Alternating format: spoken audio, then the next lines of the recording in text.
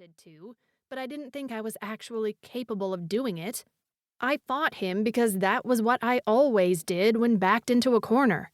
I fought back. But apparently the four-eyed alien with 6 arms had an Achilles heel.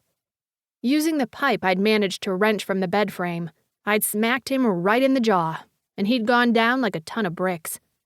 Clutching the pipe like a bat, I'd stood panting over his body in anticipation of round 2. But round 2 never came.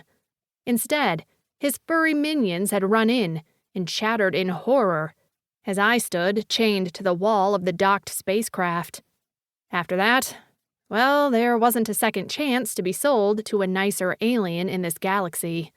I'd been hauled away by a squad of the caped aliens called Plycans and thrown in the back of a dune buggy-like vehicle. We'd raced across a red desert as sand stung my skin and filled my mouth.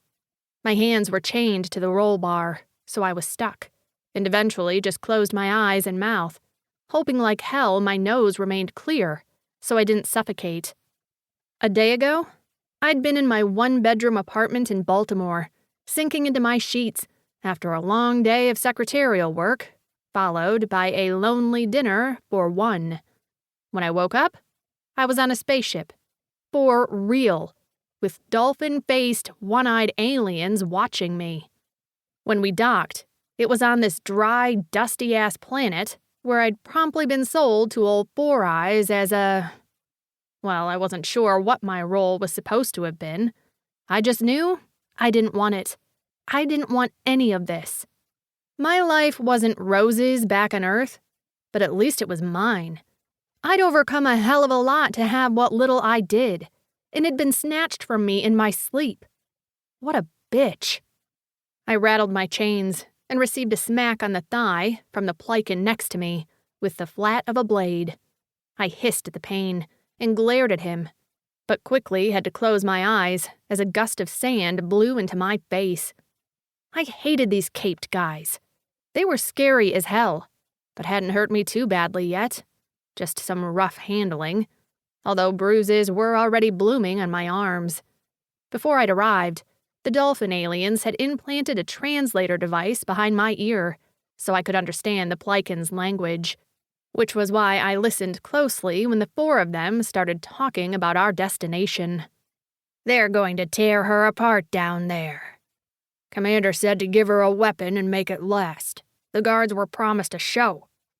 The one beside me in the back seat made a weird rumbling sound that might have been a laugh. A hand gripped my curly hair and wrenched my head back. I gasped and got a mouthful of sand for it as I opened my eyes to see him sneering down at me. Seems like a waste, don't you think? Commander wants her untouched before we send her to the pit. No one wants to hunt a wounded animal. I shuddered as the Plycan holding my hair let me go with a shove. My head bounced off the bar, and I saw stars for a moment. Where were they sending me?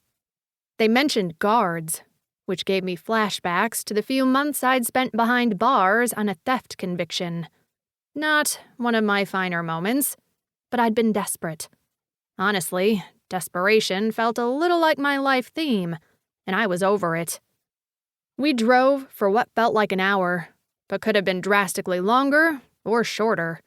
My head pounded, and I knew I had at least a mild concussion.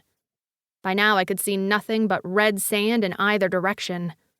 Just when I thought they were going to dump me in the middle of nowhere to fend for myself, we came upon a small structure and a massive crater in the ground. A long metal arm extended over the edge, like a crane, and at the end was a cage. They dragged me from the buggy just as the crane began to move, and I realized with a dawning horror that I was going in that cage. As they led me toward the edge, I could see nothing but darkness. I dug my heels into the sand, fought and screamed, but it didn't matter. There was no one out here to hear my screams, and those that could weren't going to help me. Eventually, I stopped, only to save my strength. I had no idea what awaited me below. They tossed me in the cage and locked it. One of the guards peered in at me like I...